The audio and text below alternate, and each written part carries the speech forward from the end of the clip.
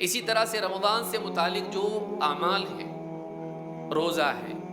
صوم، یا اسی طرح سے قیام اللیل، یا اسی طرح سے دوسرے جتنے بھی اعمال ہیں، سحری، افطار، روزہ، کن چیزوں سے ٹوٹتا ہے، کن سے نہیں ٹوٹتا ہے، اعتکاف کے مسائل کیا ہیں،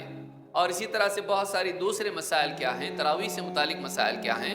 ان مسائل کو جانے ہیں۔ وہ یہی ہے کہ ایک آدمی رمضان میں داخل ہونے سے پہلے رمضان کے بارے میں ضروری معلومات حاصل کر لے۔ قیام اللیل کی کیا فضیلت ہے اگر معلوم نہ ہو تو آدمی اپنے کام کاج میں لگا رہے گا اور موبائل فون میں لگا رہے گا، گھر میں آرام کرے گا، نماز نہیں پڑھے گا۔ اس مہینے کے تعلق سے ہم کو کن چیزوں کا لحاظ رکھنا چاہیے؟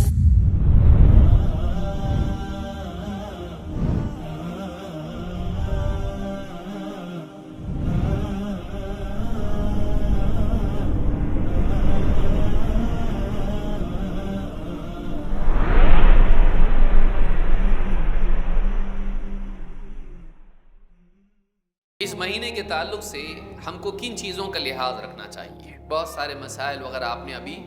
شیخ کی زبان سے سنے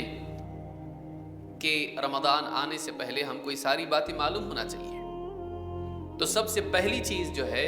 وہ یہی ہے کہ ایک آدمی رمضان میں داخل ہونے سے پہلے رمضان کے بارے میں ضروری معلومات حاصل کر لے۔ رمضان کی فضیلت،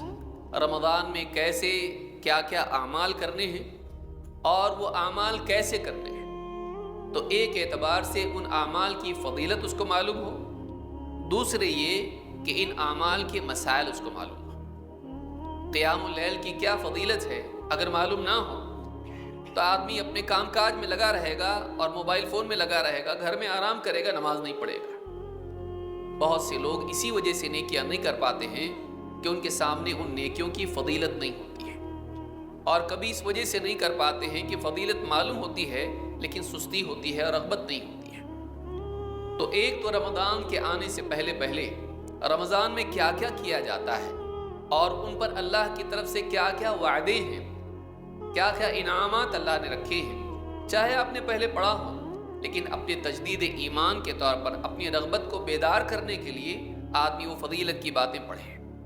چاہے وہ ریاض الصالحین ہو، امام النووی کی کتاب، یا اسی طرح سے حافظ منذری کی کتاب ہو الترغیب والترہیب،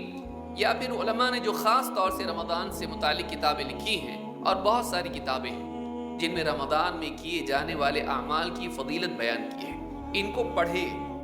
اور ان کی رغبت اپنے اندر پیدا کرے۔ اسی طرح سے رمضان سے متعلق جو اعمال ہیں، روزہ ہے، صوم، یا اسی طرح سے قیام اللیل، یا اسی طرح سے دوسرے جتنے بھی اعمال ہیں، سحری، افطار، روزہ، کن چیزوں سے ٹوٹتا ہے، کن سے نہیں ٹوٹتا ہے، اعتکاف کے مسائل کیا ہیں، اور اسی طرح سے بہت ساری دوسرے مسائل کیا ہیں، تراویح سے متعلق مسائل کیا ہیں، ان مسائل کو جانے ہیں۔ یا تو علماء کی خطابات سنیں، آج انٹرنیٹ کے ذریعے سے یوٹیوب پر بہت سارے خطابات ہیں، لیکن معتبر علماء کی خطابات سنیں جو قرآن و سنت کی روشنی میں بتاتے ہیں، جو سلفی ہیں، اہل حدیث ہیں۔ آج قرآن و سنت کا نام لے کے بولنے والے بھی بہت ہو گئے، کیونکہ ان کو معلوم ہے جب تک کہ قرآن و سنت نہیں بولیں گے لوگ سنتے نہیں، لیکن یا تو ان کی حدیثیں کمزور ہوں گی یا پھر ان کا استدلال غلط ہوگا، لہٰذا دھوکہ نہیں کھانا چاہیے کہ کوئی آدمی قرآن و حدیث بولے تو اس کی بات کو آپ سننے لگ جائیں۔ آپ معتبر علماء سے سنیں اور انہی کی بات سنیں۔ 50 قسم کے لوگوں کو آپ سنیں گے، کنفیوز ہو جائیں گے، لہٰذا قابل اعتماد ذرائع سے، قابل اعتماد علماء کی باتوں کو آدمی سنے اور پڑھے اور اپنے آپ کو تیار کرے۔ اور یہ معاملہ معمولی نہیں ہے، یہ فرض ہے۔ اللہ کے نبی صلی اللہ علیہ وسلم فرماتے ہیں، طلب العلم فریضۃ علی کل مسلم، علم حاصل کرنا ہر مسلمان پر فرض ہے۔ تو عمل سے پہلے انسان کو چاہیے کہ کسی بھی عمل میں قدم رکھنے سے پہلے اس عمل کے بارے میں معلوم کر لے کہ وہ عمل کیسے کیا جاتا ہے، تاکہ وہ عمل برباد نہ ہو،